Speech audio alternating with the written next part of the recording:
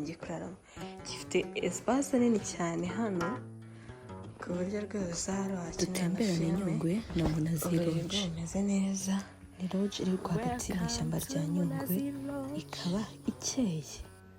Urugendo rugera rwadutwaye amasaha 5, twagiye n'imodoka iri prive yarihuse. Aha twastopinze bwa mbere ni kuri Stafford. Aha ni za toilette zaho z'agatangaza abantu bora birahira, harimo pad, ibikoresho bitandukanye by'isuku. Hanze hari indabo, hari ahantu henshi, hari n'ahantu abamisirima basengera. Aha ni mo imbere ushaka kwicara ugafatira icyo kunywa. Twa tuntu tw'indazi bita cincin tuba duhari. Naguzeyo agakofi, nagombaga kugenda munsi yari kofi yari icyayi, kuko kofi yarananiye. Ubundi ikindi twaje n'igitabo kugira ngo urugendo rutaza kundambira. Nagiye nsoma nitonze gake gake, ngiye reba ibyiza, umva ngiye urugendo si rugero nabwo twatangiye kwinjira mu ishyamba rya Nyungwe.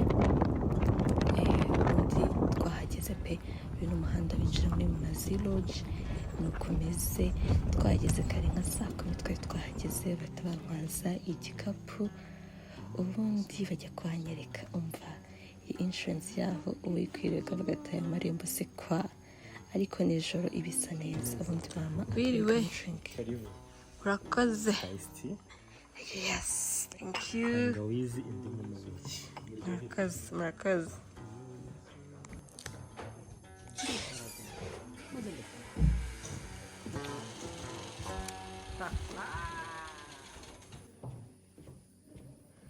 Ibisanzwe hano hantu haracyari heza, kanya ndaza kugira ute kota.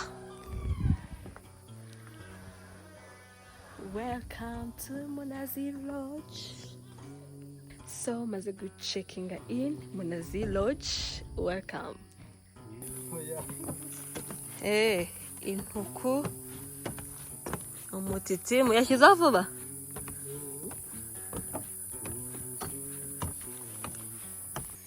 Ngiye kurara mu cyumba bita impundu. Look at that. So murabyumva namwe, ngiye guhera ku kintu bita jacuzzi. Bagiye kuyinshyiriraho, ubundi hakomeze hagire gutihagire. So twinjira mu cyumba cy'impundu.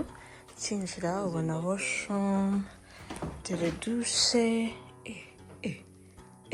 Look at this. Kuki kare kose watambwiye ko hano hantu hameze gutya.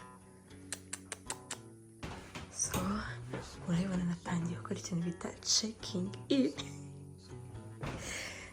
Reka nkomeze mbere icyumba cyanjye.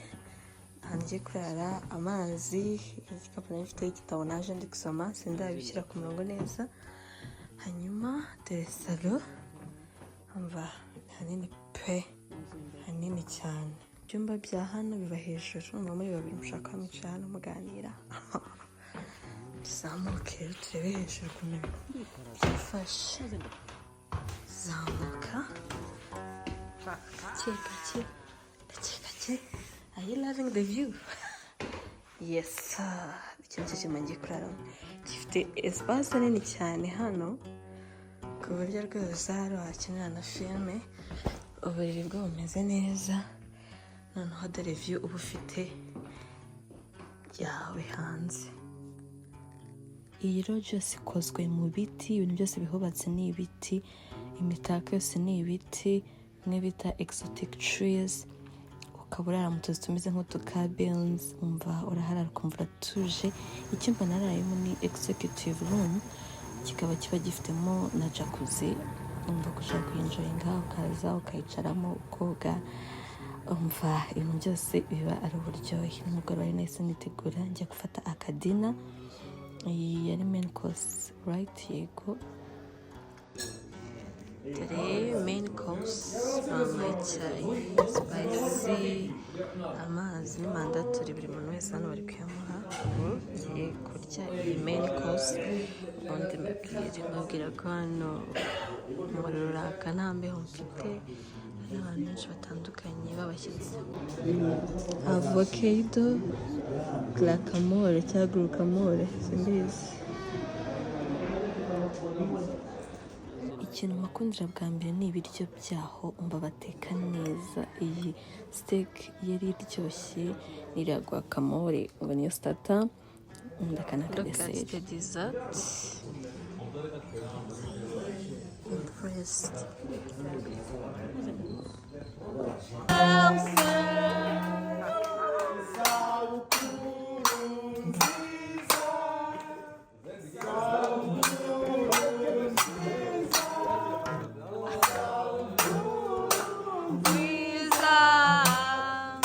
Nyuma yo kuvumba anniversaire rero ikintu cyakurikiyeho cyari ukuryama ndabyuka ndeba view nitegura gutangira umunsi. Activity zari gukorwa uwo munsi nakoze yari gukora rope course no kujya kureba amazi. View uba ufite yose nirwa nyigarukaho ngo telefone kamera nta nubwo yabikwereka neza kuko akazuba kawo kararasa ukabona ibintu byiza ukumva wakicarira gusa ugashima Imana. Aka ni aka breakfast nafashe ibintu byaho uretse kuvanga ibiryo breakfast nicyo kintu cyaho none nkunda ibintu bya patisserie by'amafarini mbikunda kubi biba biryoshye. Icyayi amazi byose baba bari kukwitaho ukagira ngo uri umwamikazi neza.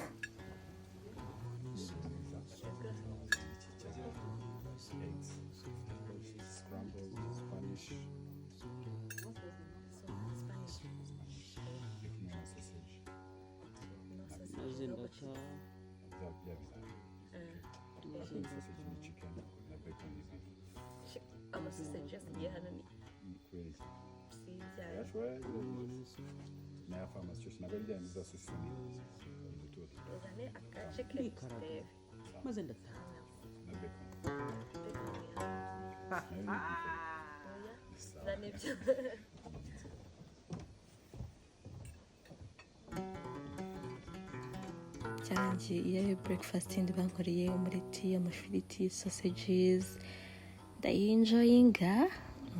Umva bafite umushefu uteka ntibagarure ndanitegura njya gutangira ama activities. Activity ya mbere ni rope course ni tuno tugozi ugenderaho barabanje banyambika ino migozi yindi nimba ari imigozi cyangwa se ibintu bigufata neza kugira ngo uburire barantegura. Nari excited. Ni activity isaba umutima ukomeye ariko nawe ni activity iruhura umutwe irinda stress hagenda umwe kuri platform hagaraho abantu babiri. Iyo tugenda tuba dufite ino gikoresho iyi ni kuri idufasha kugendera maze ndata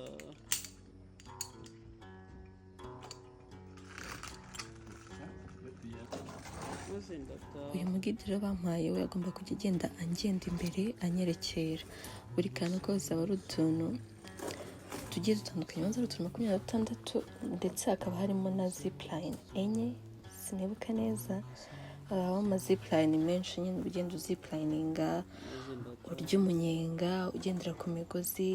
Uyu ni umugozi wa mbere nagendeye gusaba balance ku muntu ushaka kuba agira ikibazo cya stress cyangwa ubwoba cyangwa se mva ashaka kuba yaba umuntu urenze nyine mu guhanduringa ibintu byose bijyanye na mental health kuruhuka.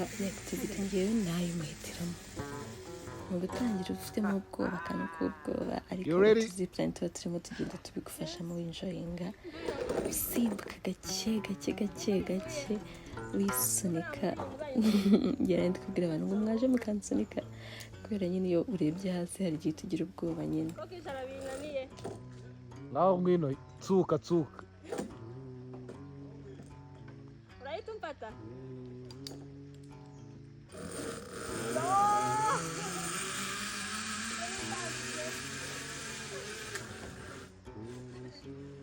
Okay, keep coming.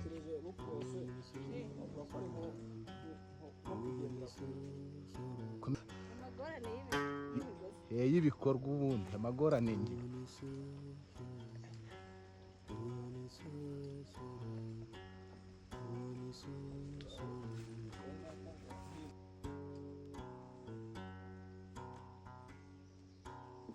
maze ndata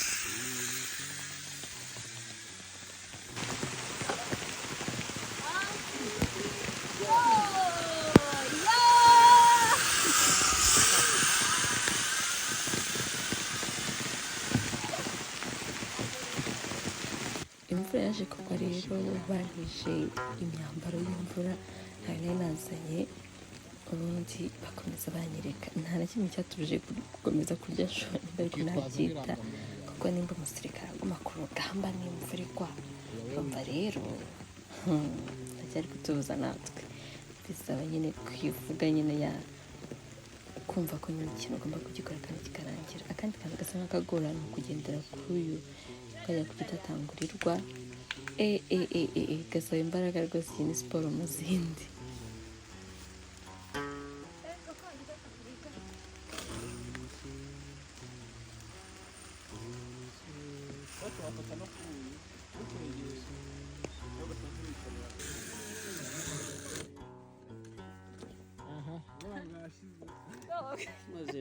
ababeshya nari mfite ubwoba bwinshi cyane ariko nta kintu gihari cyo kugira ubwoba sibyo ariko mwansetse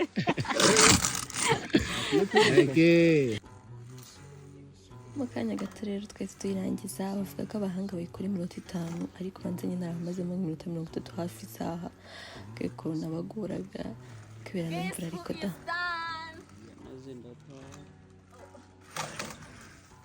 I am done.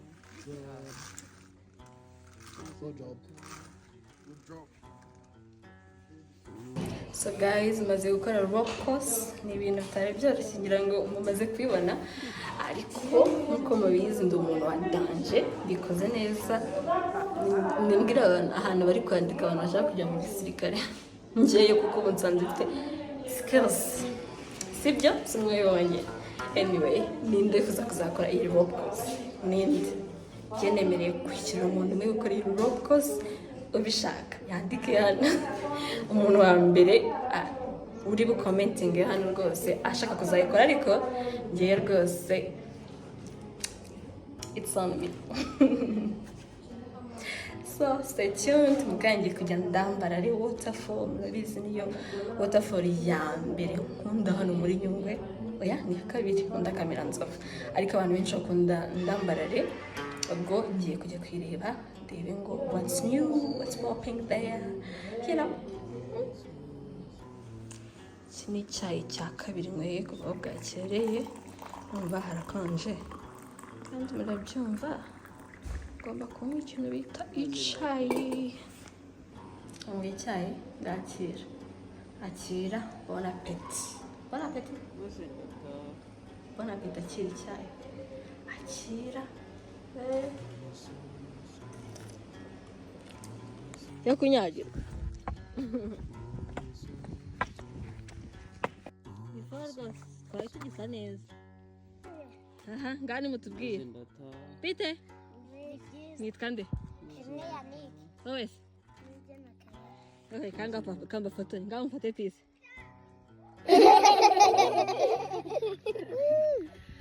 mu rugendo rero tujya kuri ndambare waterfall ubonamo icyayi ushaka kugifotorezamo ushaka kugihumuriza kukireba kubona ubwiza bwacyo nicyo kintu cya mbere nabanje gukora ubundi nkomeza urugendo iyi ndambare waterfall rero iroroshye uhagera byoroshye ntago hagorana nta nubwo ari na kure da utwe twinjiye mu ishyamba dutangiye kugenda turijyamo hasa nk'ahatambitse kandi harimo ibintu byinshi bikurangaza nk'urugero ngewe mba nkubagana igiti nakibonaga nkacyurira nkagisimbuka nkagisunika nkagira nkaho ndi tall mfite ibibaraga bikanga tugakomeza stable yatuje gake cyane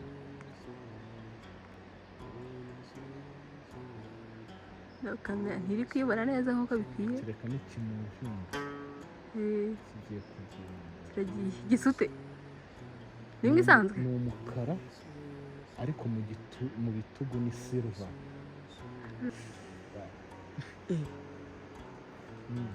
Urakomeza ukurikire igiye kugenda nayo igihari.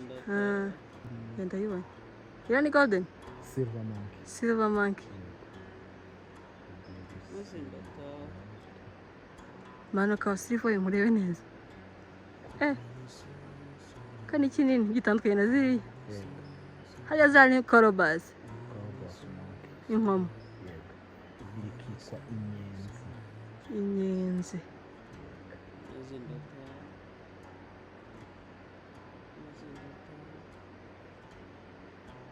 twabonye silver monkey ubundi ugeze aha uba watangiye kumva waterfall ngiyo rwose irisa neza umweru yibera mukagira ngo ese origin yayo ni iyi akawunga cyangwa se ifu hariya mu kifarini.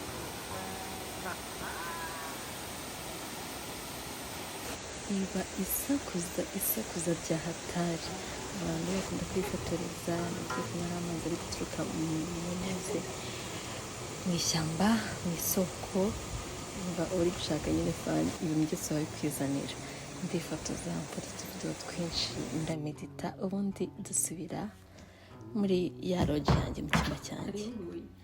umva maze kwitegura ngiye kuri dina maze kumva ndakarabye mwabibonye namwe ntabwo byari byoroshye ariko byari worth it kuko amafoto ndaje nyabereka ukuntu ari meza amavidewo murabibona uburyo kihasaga neza mana yanjye kubanza n'ejo nzasubirayo mbega ukuntu byari byiza. ubu rero ngiye kuri dina nambaye agakanzu nimejeje neza rwose ukuntu kameze maze nuko kameze ariko kubera ukuntu hano hakonje urabyumva nyine ugomba kwifubika neza ukifureba nk'ikigori. ubwo nyine twagiye ndabereka ibyo ndi bufate ndabizi ndaza kuryoherwa. maze kwitegurira kujya kuri dina nahise ngenda baba ari umuteguro kuko abakonje baragushyushya bino bintu byabo bishyushya birarenze. ubundi yari sitata umva yari iryoshye.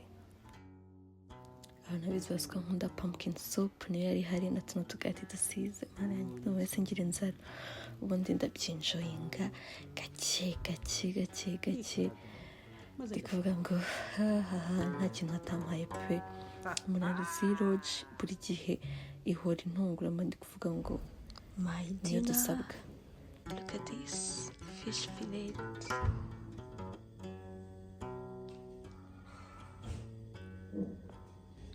byarangiye nyweye African tea.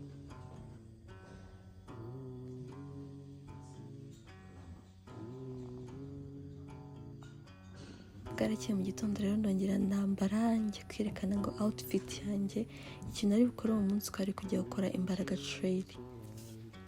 ubu ngubu ntangiye imbaraga trail. ni trail cyangwa se hike isaba amasaha 8 ubwo no kugenda no kugaruka ariko ubona waterfalls ageze muri ane. urumva ko rero ibiri fun ureba ibidukikije ureba nature uryoherwa. mu nzira nabonye kano katsi bita ngo irebe kararyoha ngo kagarura isukari mu mubiri barimo kubimbwira umuntu ndagafata ndakanyunguta ndakarya ni ngewe rwose ntabwo nacikwa murabizi kari karyoshye kameze nk'akarimo umunyu. amasaha 8 nk'uko mubizi murabizi ko ndi umunyembaraga ubwo nyine let's see uburyo izi imbaraga ndaza kuzikoresha neza. nyuma kandi twabonye ngo umushwati ni imbuto iva ku giti bita umushwati ukaba tuno tubuto ngo baratukubita cyane tuvura amibe ku bantu bajya barwara amibe ngo barabirya cyane bakabikoresha. imbaraga ubu turi hano tugiye kumanuka ni yose harimo amawutafo 3 tugaruke hano ni ruko none oh my god wagenda ukakegera n'amazi ukayanywa Patrani ndashaka gukoresha shotpot.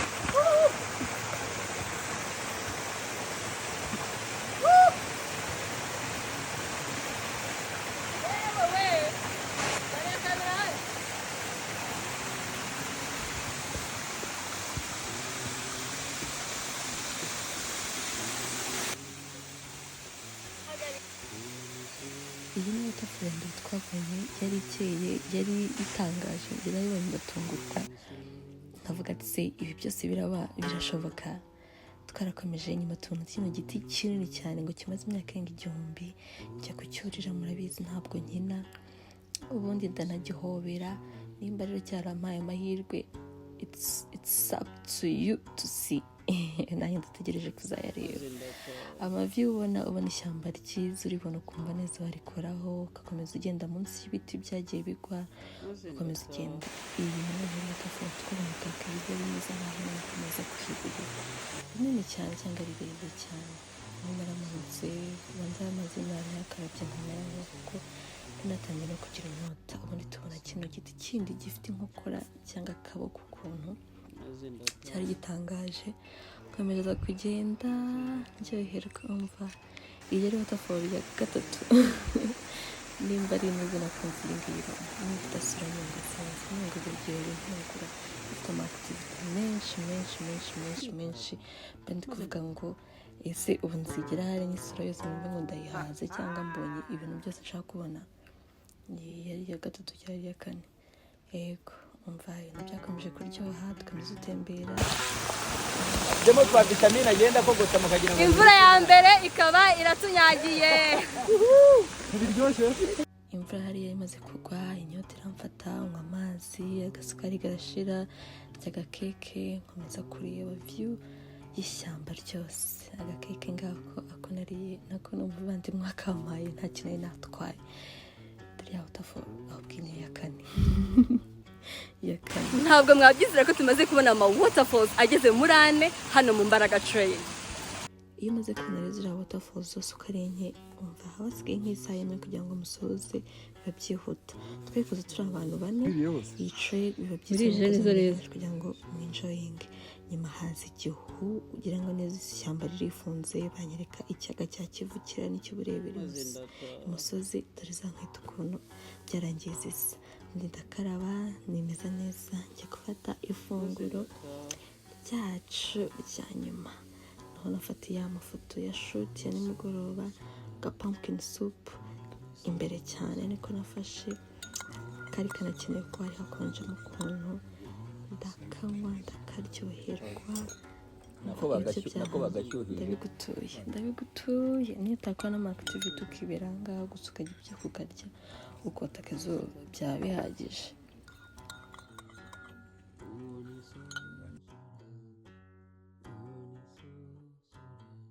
Ndikaraga maze ndataha.